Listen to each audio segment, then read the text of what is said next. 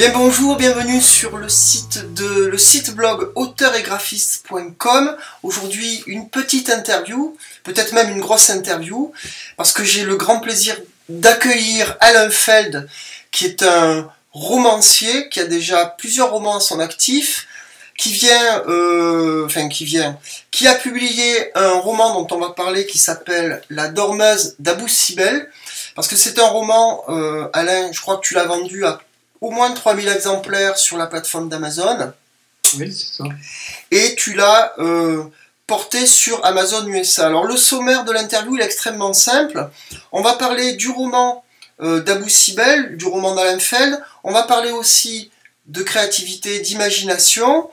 On va parler aussi de ton expérience, puisque actuellement tu as porté ton roman sur la plateforme US d'Amazon. Donc si tu peux nous faire un petit retour d'expérience sur cette démarche, et puis on va conclure l'interview. Donc on va faire une interview pas trop longue, j'espère qu'il sera efficiente et qu'il va vous enrichir et vous amener plein de bonnes choses. Donc Alain Feld, est-ce que tu pourrais, s'il te plaît, te présenter en 2 mots, avant que j'attaque la présentation de ton roman? Voilà, mais en 2 mots, parce que sinon ce serait vraiment très long. Pour me situer, donc je suis psychologue et donc j'ai une formation en psychanalyse, en hypnose. Ça c'est la base, si on veut dire, pour décrire quelque chose de précis. Ouais. Et par rapport à l'écriture, c'est quelque chose qui m'est venu il y a 15-16 ans. Enfin, tout à coup, j'ai eu envie d'écrire et j'ai commencé. Et puis par un premier manuscrit, puis enfin voilà, c'était toute une aventure, parce que c'était quelque chose que j'avais pas du tout imaginé au départ, c'était pas une chose à laquelle je pensais, par exemple, quand j'étais enfant ou adolescent. Oui. Il m'arrivait d'écrire, mais c'était pas du tout quelque chose de présent en disant plus tard je serai romancier. D'accord. Et d'un coup, tchac, hop, d'un coup tu t'es mis à écrire, c'est-à-dire tu as pris une feuille de papier ou ton ordinateur, et c'est parti. C'est-à-dire qu'il a fallu que je me rende compte que c'était vraiment ça que j'avais envie de faire. Donc ça, je crois qu'on en avait parlé, mais je rappelle quand même parce que je trouve que c'est tellement percutant. C'est-à-dire que ça tournait autour, et puis un jour, je ne savais pas encore très bien ce que je voulais faire. Et un jour, donc j'ai une amie qui me téléphone juste à l'époque comme maintenant, au mois de décembre, en disant, ben voilà. Et à brûle pourquoi elle me demande... qu'est-ce que tu te souhaites pour l'année suivante? Et alors, vraiment, comme j'avais pas réfléchi, j'ai sorti vraiment comme ça, j'ai dit, écrire. Et puis, je suis resté un peu surpris moi-même. Ouais. Et puis, elle a dit, je dis, oui, mais je sais pas trop quoi, etc.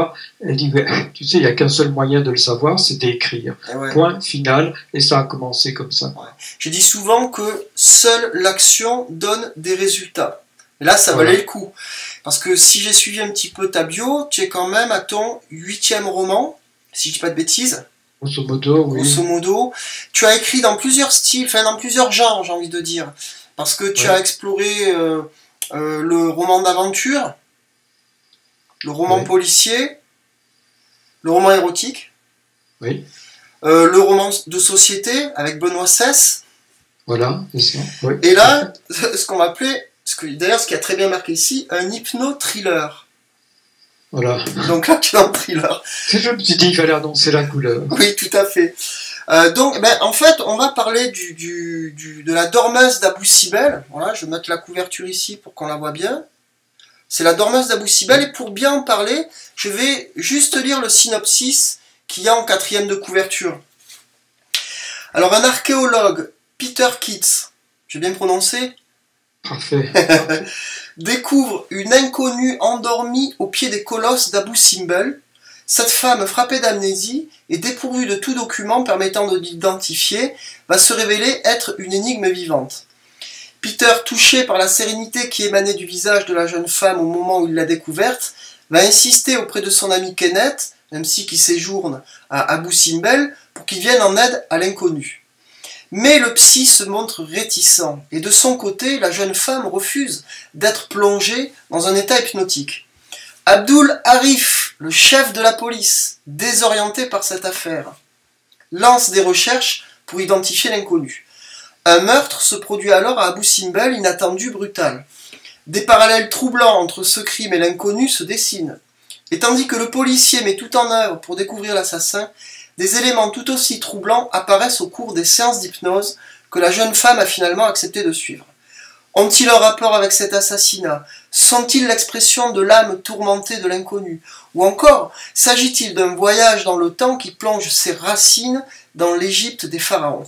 Réalité, fantasme, qui est réellement cet inconnu? Autant de questions auxquelles seront confrontés Kenneth, le psy, et Abdul, le policier, parfois jusqu'au vertige, tant de fils sont entremêlés. Ça fait un bon synopsis. Alors en fait, le roman, il se passe dans le cadre de l'Égypte. Qu'est-ce qui t'a donné envie de placer cet hypno-thriller en Égypte? Mais parce que j'y suis allé plusieurs fois, et que ce site d'Abu Simbel avec les pyramides est un de ceux qui m'ont vraiment le plus impressionné. D'accord. Et je trouve que, enfin vraiment, c'est un endroit, bien sûr, qui ne ressemble à aucun autre, mais il se dégage quelque chose pour moi de cet endroit. Et j'y suis allé plusieurs fois, et à chaque fois, c'est vraiment impressionnant. Enfin, pour moi, c'était vraiment très, très fort. Est-ce qu'on peut dire que le site est intemporel, par exemple? Oui, il y a ça, et il y a l'expression de ces fameux colosses, donc qui représentent Ramsès. On a l'impression qu'on peut projeter un peu tout sur ce visage qui regarde au loin, qui semble détenir une sagesse. Enfin, il y a plein de choses comme ça extrêmement mystérieuses. Et en plus, à l'intérieur, il y a une sorte de... Comment dire, c'est très mystérieux. On entre, on voit des statues, des fresques, toutes sortes de choses. Enfin, on est vraiment plongé au cœur de l'Égypte et de quelque chose qui nous échappe, pour moi, enfin, toujours dans l'Égypte. D'ailleurs, voilà, il y a 2-3 jours, j'ai vu qu'on avait découvert une chambre inconnue encore, et ça, c'est vrai que je le mentionnais dans le livre, c'est que on a l'impression qu'on connaît les pyramides, le Sphinx, qu'on connaît tout ça. En réalité, il y a encore plein de choses à découvrir.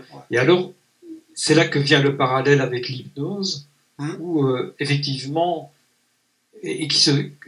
dont je parle dans le livre, où finalement on plonge aussi dans le passé, on plonge dans des choses que l'on découvre, que l'on met à jour,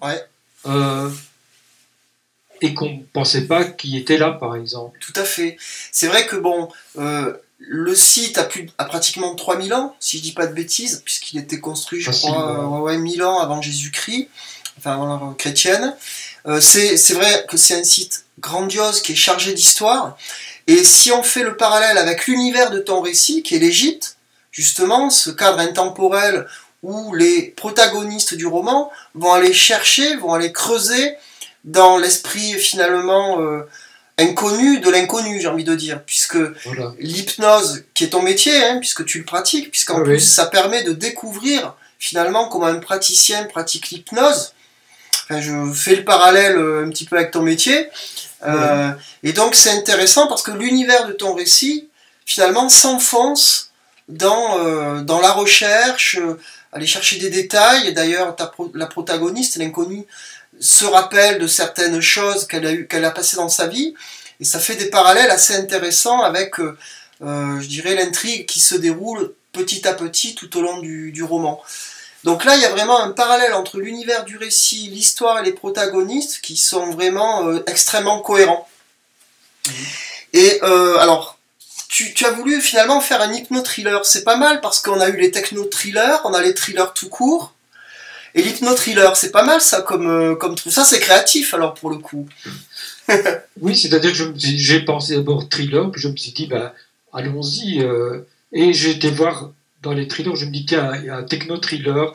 Je me dis, je ne sais pas si ça existe ou pas, mais je me dis, c'est un hypno-thriller, puisque il y a à la fois l'action qui se déroule, l'enquête qui se déroule à l'extérieur, dans la réalité de tous les jours, et puis il y a les multiples questions, l'enquête qui se fait presque à l'intérieur. Qu'est-ce qui s'est passé exactement? Pourquoi est-ce que cette femme a perdu la mémoire?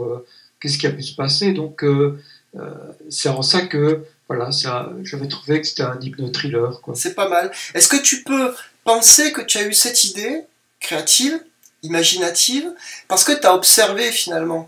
Tu t'es dit, bon, mon métier c'est hypnothérapeute, psychiatre, je sens qu'il y a quelque chose à faire de ce côté-là, je vais créer mon histoire autour de cette technique, autour de cette thématique, autour de ce sujet. En plus, dans le cadre de l'univers de récit qui est l'Égypte.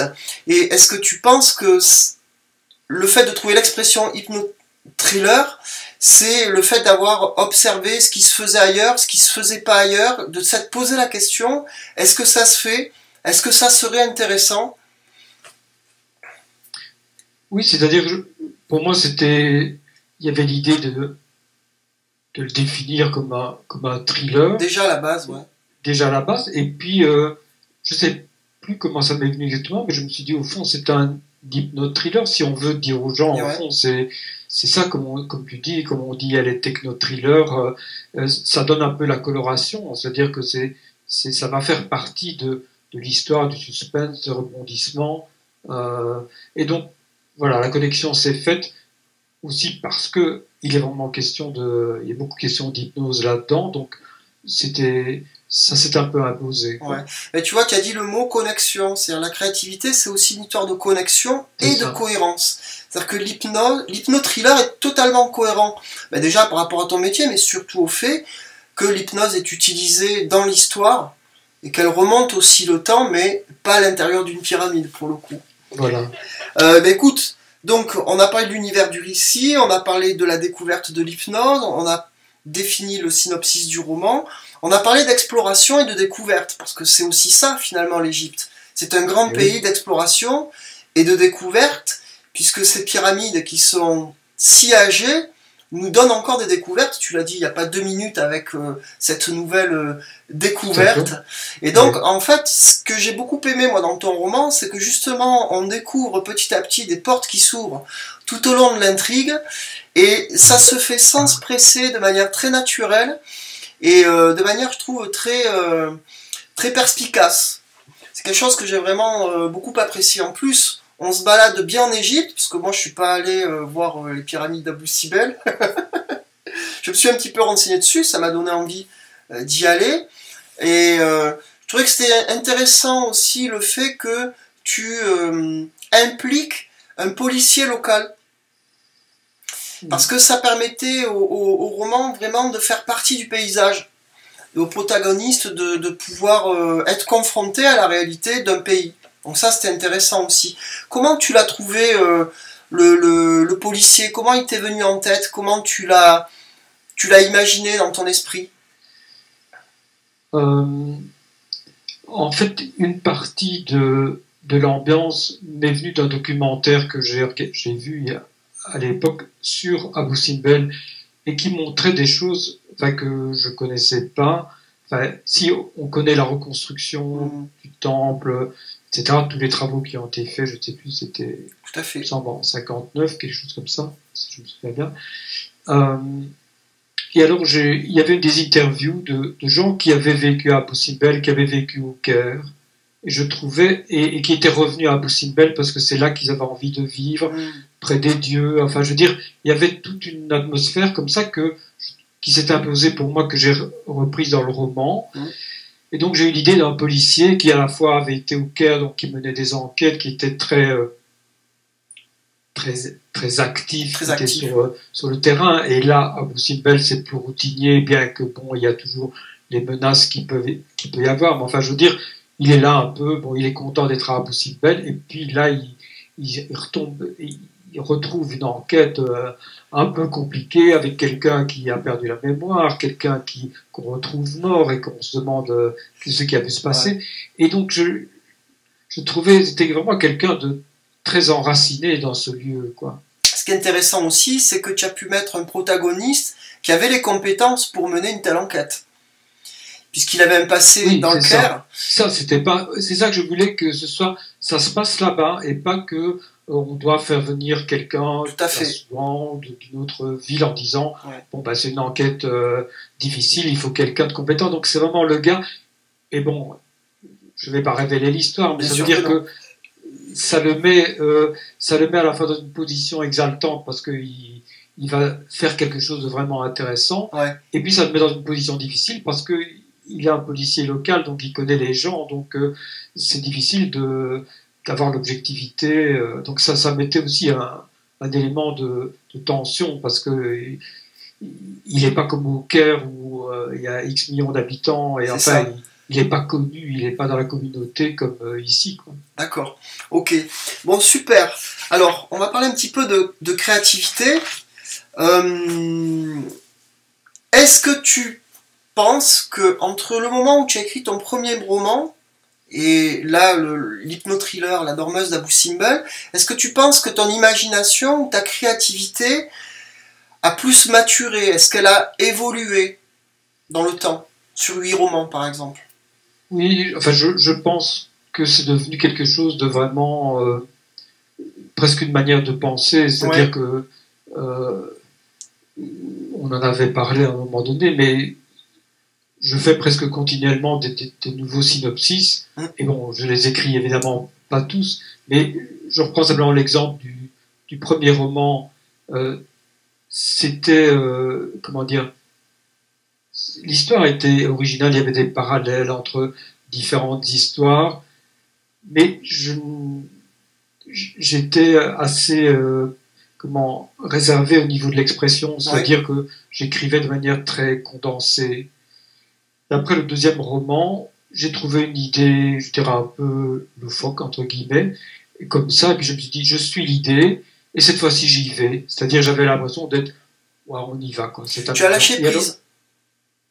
Oui, c'est ça. C'est vraiment, en fait, en deux mots, c'est un que je viens de publier sur Amazon qui s'appelle Les chaussettes magiques. Ouais.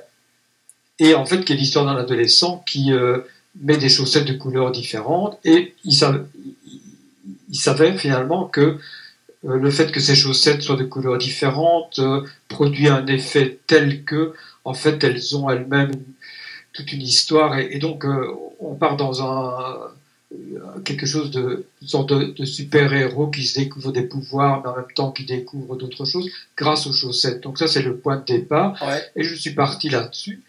Et ça m'a vraiment libéré, ce deuxième manuscrit m'a vraiment libéré, parce que j'ai pu y aller vraiment à fond, c'est-à-dire que même à la limite, autant c'était condensé dans le premier, autant là c'était presque des répétitions, et les gens me disaient, ben, tu l'as déjà dit, enfin bon...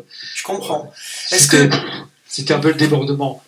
Mais ça m'a libéré, je pense, vraiment pour aborder l'écriture, en laissant venir les choses et en prenant les choses qui venaient, en les réorganisant, etc. Ça, c'est vraiment... Alors là, j'étais vraiment content. Là, j'ai senti que j'avais... Que tu tenais quelque chose, que tu avais passé un cap. C'est-à-dire, en fait, le lâcher-prise, finalement, c'est se dire, tant pis pour le jugement. Parce que en créativité, enfin en imagination, surtout dans le travail artistique, comme par exemple l'écriture, on a peur d'être jugé. Jugé soit techniquement, soit sur l'idée de l'histoire, soit sur ci, soit sur mi. Or, le meilleur moyen d'être, j'ai presque envie de dire, bien jugé, c'est justement de lâcher prise. Parce que les gens vont le sentir forcément dans l'exploitation de l'histoire, dans l'organisation, dans l'écriture elle-même, dans l'histoire elle-même, dans le scénario. Et à ce moment-là, il y a de meilleures chances que le roman soit mieux accueilli. En tout cas, bien accueilli, quoi, bien géré, tu vois. Et est-ce que tu penses que j'ai envie de dire est-ce que tu as un truc pour capturer ton imagination? Je pense que ça vient plutôt comme ça. Ouais. Et comme j'ai dit, il y a plus de manuscrits plus de synopsis que je ne pourrais écrire. Enfin, en tout cas, ça risque de prendre du temps, mais je ne cherche pas. C'est par exemple où j'ai une intention, comme par exemple pour le roman érotique, je me suis dit, tiens, j'ai envie d'écrire un roman érotique qui serait seulement érotique. Donc c'est pas un roman policier avec des scènes érotiques, mais c'est un peu un challenge. Je me dis, ben donc, part d'une histoire, puis je commence à écrire, et puis l'histoire revient, et finalement je m'étais dit, je fais comme ça une suite de séquences comme ça, les unes après les autres, juste pour le plaisir de l'écriture.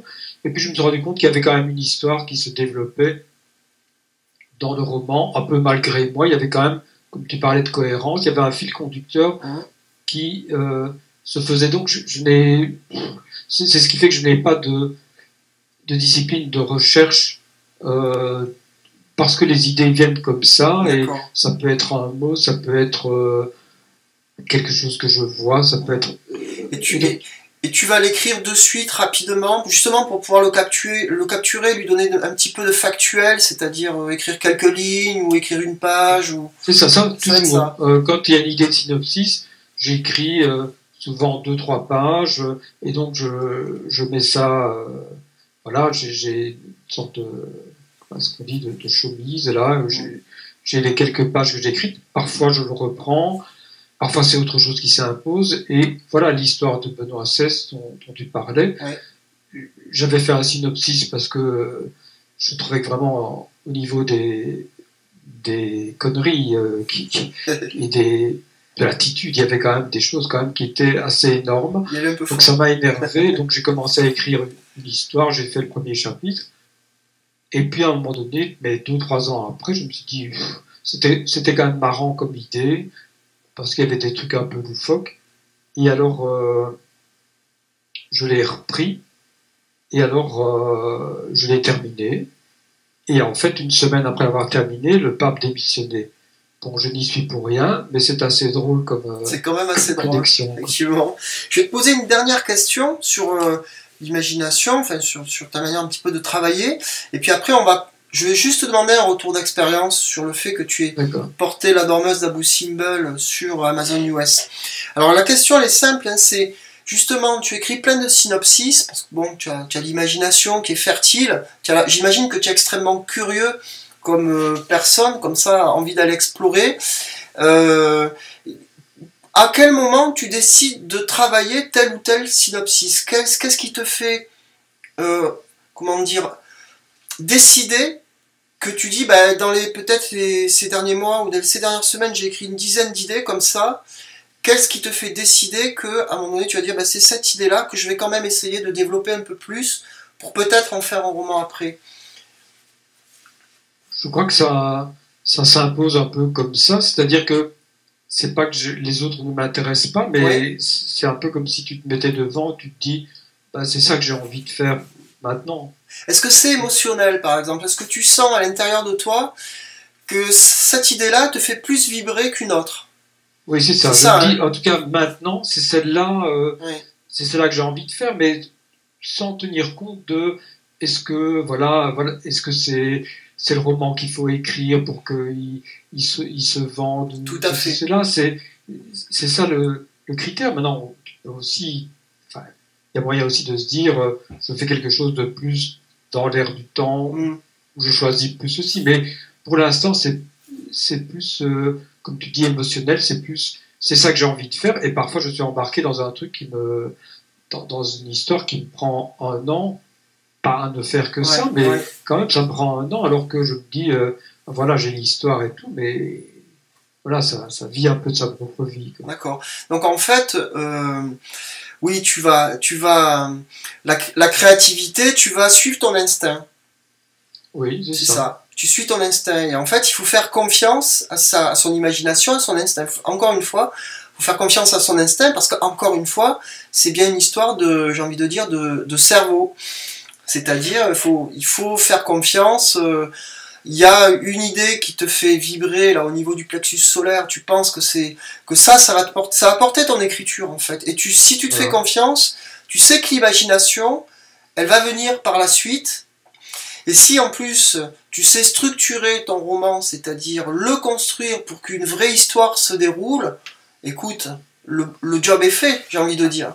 Et oui, c'est ça. C'est ça. Il y a ce qui y a alors à faire, c'est trouver le ton et trouver l'écriture qui correspond à ça. Mais c'est vrai que une fois que ça s'est mis en place et que tu es dedans, que tu te dis c'est cette histoire-là que j'ai envie de raconter, c'est vrai qu'après, j'ai pas de difficulté de page blanche, par exemple. C'est plutôt comment je vais raconter ça, ou qu'à telle façon, puis je me rends compte en relisant, ça va pas, c'est pas compréhensible, ou je le fais lire par quelqu'un qui me dit, mais écoute, on comprend pas comment tu passes d'un truc à l'autre, etc. C'est plus des aspects techniques, mais l'élan... l'élan y est, ouais, tout à fait, l'élan y est. Ok, super. Bon, alors on va parler un petit peu maintenant de la dormeuse d'Abu Simbel que tu as portée sur la plateforme US, parce que ça a bien marché sur la plateforme d'Amazon France, puisque tu as vendu 3000 exemplaires. Et je crois qu'Amazon France t'avait proposé, comme tu faisais partie des tops, de faire une journée spéciale. C'est ça, oui. Ce qui a propulsé tes ventes au passage. Exactement, oui. Et tu as décidé de porter ce roman sur la plateforme US. Alors en quelques minutes, est-ce que tu peux nous faire un retour d'expérience? Comment tu t'y es pris? Mais en fait, il m'a fallu un peu de temps pour comprendre que, à partir du moment où qu'il y avait moyen de traduire. Donc voilà, l'idée c'était, en fait, je n'ai rien fait moi pour que ça marche, si tu veux, puisque c'était il y a plus de 2 ans. Je débutais vraiment, moi je me dis, je mets tel livre, puis je mets tel autre, je mettais des manuscrits qui, soit ceux que j'ai écrits et que j'ai mis directement comme Benoît XVI, soit d'autres. Et donc, j'étais très naïf quant à la manière dont tout ça fonctionne, mais je me suis dit, tiens, puisque ça fonctionne spontanément, pourquoi ne pas essayer de faire traduire et de le mettre sur Amazon États-Unis, qui est, d'abord, on sait qu'ils utilisent beaucoup plus les lecteurs numériques. Oui, tout à fait.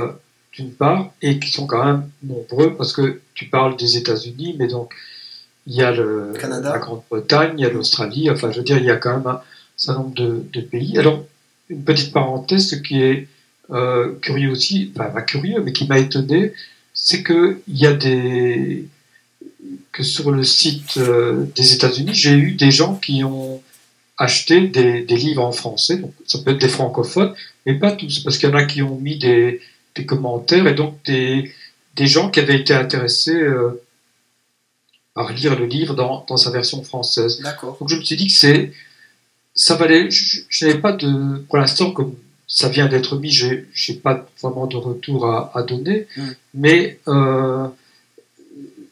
ça me paraissait une expérience à tenter, de se dire, voilà, qu'est-ce que ça donne? Et puis je sais pas, j'aime bien l'anglais comme langue, ouais. Comme langue, donc je me suis dit, je tente l'expérience et on verra. Ce qui en fait a pris du temps, c'est les formalités administratives. Oui.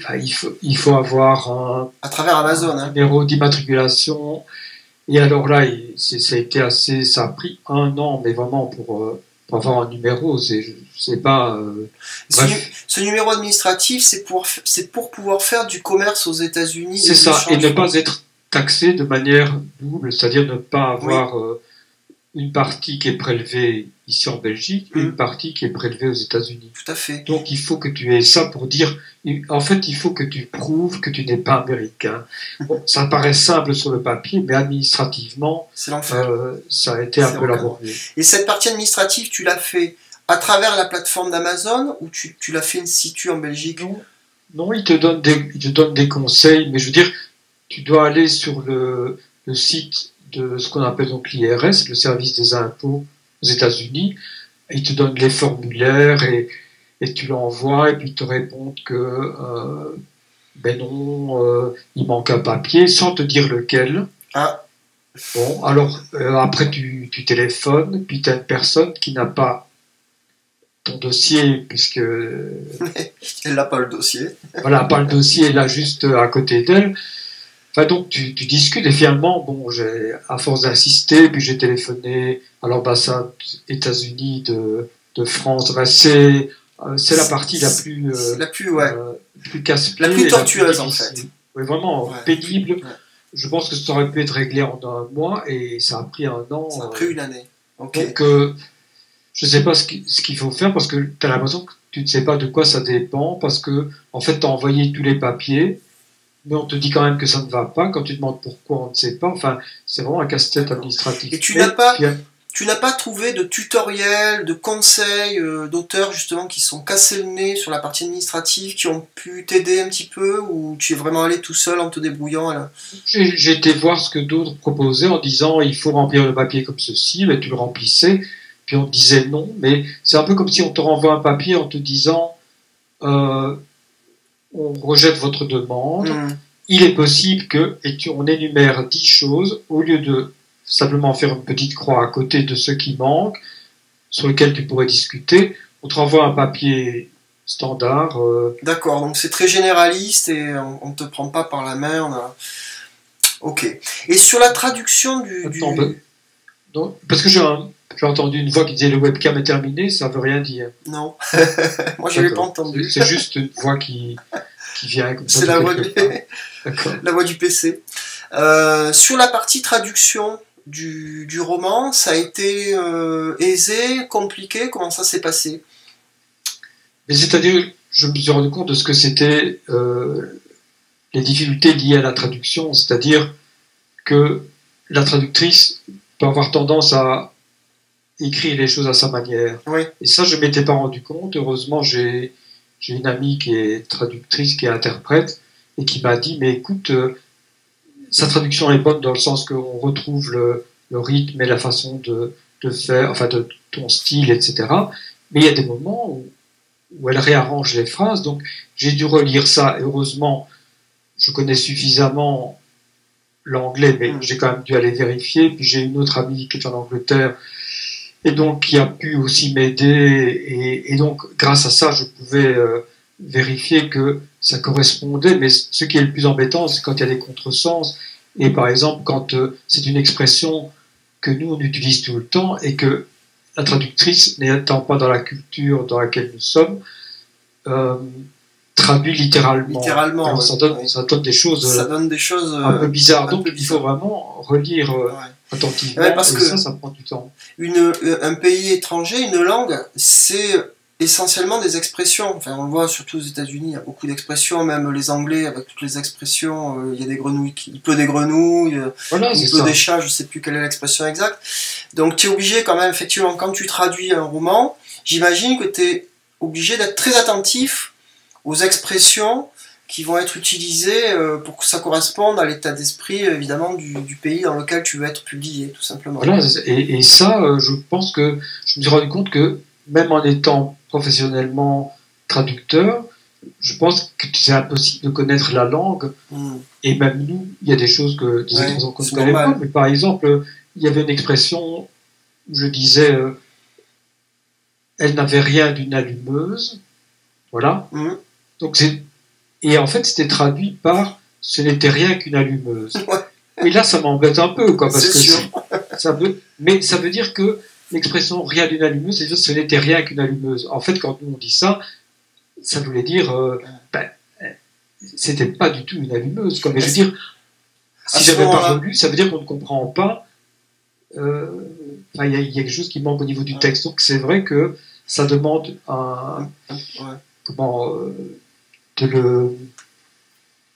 de relire de manière précise. Et parfois, il y a des expressions tu sens bien qu'elles vont beaucoup mieux en anglais, que ça ne doit pas être littéral. Mais voilà, il faut surtout qu'il n'y ait pas de contresens, quelque chose qui est incompréhensible. Peut-être que ça vaut le coup, quand tu connais les expressions de ton roman, de justement déjà traduire les expressions un peu argotiques, en américain, en anglais, voilà, en portugais, en anglais, en anglais, tout simplement. De faire en sorte que ce ne soit pas ambigu, quoi. Tout à fait. Et puis tu demandes aux gens, aux natifs, de lire l'expression pour savoir si ça leur convient ou ce qui te corrige toi-même l'expression. Ce qui fait que ça te permet déjà au traducteur peut-être de lui donner, page temps, il y a telle expression, utilisez-la comme ça. Oui, c'est parti mon kiki. Alors maintenant que ça veut dire que tu te replonges vraiment dans chaque phrase de ton livre. C'est sûr, il y a une grosse préparation à faire. Maintenant que tu es sur la plateforme US, qu'est-ce que tu as envisagé ou décidé éventuellement de faire comme action promotionnelle? Parce que on le sait, même si on a un roman qui a déjà un certain succès, il faut quand même le promouvoir, parce que d'abord il y a beaucoup d'auteurs, il y a beaucoup de gens qui écrivent, et je pars du principe très simple que si tu ne cries pas, si tu ne parles pas, eh bien on ne te voit pas et on ne t'entend pas. Est-ce que tu as prévu de faire quelques petites actions, j'ai envie de dire, de communication, de marketing? C'est ça. Donc il y a, disons, un certain nombre de personnes que je connais aux États-Unis à qui j'ai déjà demandé il y a quelques mois d'ici si elles seraient d'accord de diffuser l'information. Ça, c'est une première chose. Donc ça va faire un certain nombre de personnes.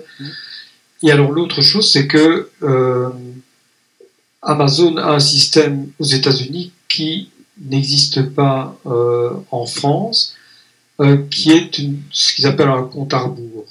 C'est-à-dire qu'en France, ce que tu fais, c'est soit Amazon fait des promotions et décide de faire une offre éclair avec ton livre, comme ils ont fait pour le mien, soit tu as la promotion gratuite pour faire connaître ton livre, donc tu le mets tu le mets un jour gratuit ou 2 jours. Et alors, comme ça, les gens lisent et disent, tiens, j'aime bien ce qu'il écrit, je vais voir s'il a écrit autre chose, etc. Donc voilà les moyens de promotion qui existent. Aux États-Unis et en Angleterre, il y a un système donc, de compte à rebours qui consiste à, par exemple, imaginons que ton livre numérique est à, disons, 5 €, tu peux le mettre par exemple à 1 € le samedi, à 2 € le dimanche, 3 € le lundi, et ainsi de suite. Donc, pour que les gens se mobilisent pour acheter au plus bas. Donc, ça, ils ont un système qui n'existait pas ici, mais le petit bémol, c'est qu'il faut attendre 30 jours après la parution du livre pour pouvoir profiter de ce système-là. D'accord. Il faut attendre. Ce qui peut faire une relance. En fait, l'idée, ça serait que toi-même, tu puisses faire un peu d'autopromotion dans tes propres réseaux sociaux, en demandant aux copains de relier eux-mêmes sur leurs propres réseaux sociaux, et puis 30 jours plus tard, de bénéficier de ce lancement par Amazon. Donc tu doublerais en fait l'action promotionnelle pour pouvoir être vu. Mais c'est vrai que dans la plupart des cas, alors c'est génial parce qu'Amazon fait beaucoup de choses sur le plan promotionnel, parce qu'évidemment, il vaut mieux que les auteurs soient vendus, hein, tout simplement, ça fait vivre la plateforme. Mais pour autant, l'auteur indépendant, l'auto-édité, doit de son côté aussi investiguer les réseaux sociaux, les relais d'influence et les copains pour pouvoir promouvoir le livre. Ok, super. Alors maintenant, je vais te poser les dernières questions sur l'interview. C'est très simple, hein, c'est des questions un petit peu basiques, hein, un petit peu magasinielles, j'ai envie de dire, ou magasinesques. C'est quel est le livre que tu lis en ce moment? Quel est le livre? Je suis en train de lire un livre de Bussy qui se passe en Normandie, qui se passe dans un port. Voilà, c'est ça que je lis. Michel Bussy, c'est un auteur de thriller ou de polar? C'est ça, les deux. Comme ça, celui-ci est moins emballant et moins entraînant que ceux que j'avais lus, que je trouvais étaient vraiment, te prenait tout de suite dans une histoire.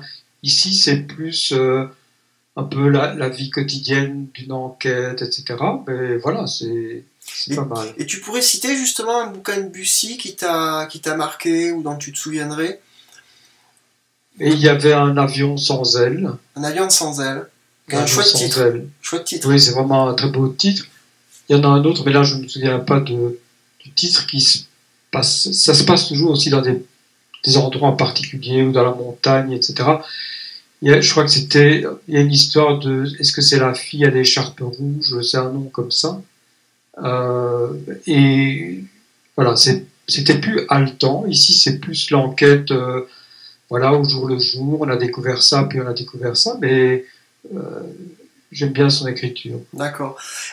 Quel est le dernier morceau de musique qui t'a touché, qui t'a fait vibrer? Attends, j'ai vu... qu'est-ce que c'était?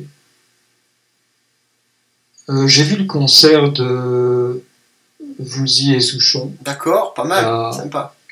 Comment? Sympa. Et oui, c'est ça. Et alors, le fait d'entendre une chanson que je connais par cœur, comme Belle île en mer, Ouais. et de l'entendre chanter en direct et avec la voix de Woolsey, je trouvais ça m'a touché à nouveau, mais comment j'avais l'impression que c'était une chanson Belle île en mer, bon, on l'entend, Ouais. c'est un peu comme un truc hyper connu, et puis tout à coup tu l'entends sur scène et tu entends toute la vibration de sa voix et tout d'un coup tu as l'impression que tu l'entends pour la première fois, quoi. Ça, c'est génial, bravo, super. Quel est le dernier film qui t'a vraiment régalé, si tu t'en souviens? Oui, ça, il y a longtemps que je suis plus allé au cinéma. Qu'est-ce que je crois que là ce sera plus difficile de. Ça peut être à la télé ou sur le web, hein. Oui, oui, bien sûr. Ça ne me revient pas tout de suite. Attends. Récemment, non. D'accord. Il doit y en avoir, mais je ne retrouve pas là tout de suite. Ok. Alors, une dernière question, avant de conclure l'interview, Alain. Est-ce que tu as un projet d'écriture en cours, en ce moment? Là, il y en a plusieurs, mais je me freine un peu parce que je voudrais aussi, comme tu disais, penser que la promotion est quelque chose qui doit se faire de manière systématique. Euh, donc ça, je les laisse pour l'instant de côté, mais voilà, il y a différents projets. Il y en a un qui est l'idée d'un roman érotique, mais un peu, voilà, c'est d'un autre style, moins humoristique que celui que j'ai écrit, enfin, en prenant ça un peu au premier degré. Et puis il y en a un autre qui était, voilà, plutôt humoristique, c'est comment je suis devenu riche grâce aux cosmétiques, enfin, faisant référence à. J'aime bien la comédie quand même. J'aime bien, c'est-à-dire que c'est toujours la question, c'est-à-dire qu'il y a des romans qui prennent plus de temps, qui sont plus élaborés, où je mets plus de moi-même, et puis il y a des choses qui vont plus vite. C'est plus léger peut-être, c'est parce que la thématique est plus légère. Voilà, c'est ça. Donc l'écriture est automatiquement plus insouciante, tandis que quand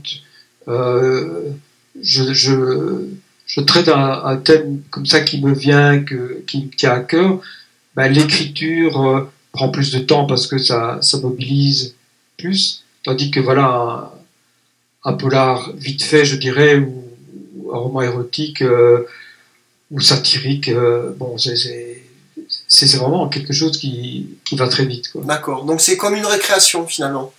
Voilà, c'est ça, et je peux alterner de ce style-là plus rapide à un style qui demande qu'on fasse attention à la cohérence des personnages, de l'histoire, etc. Ok, super. Bon, ben génial, ben écoute, on a fini l'interview.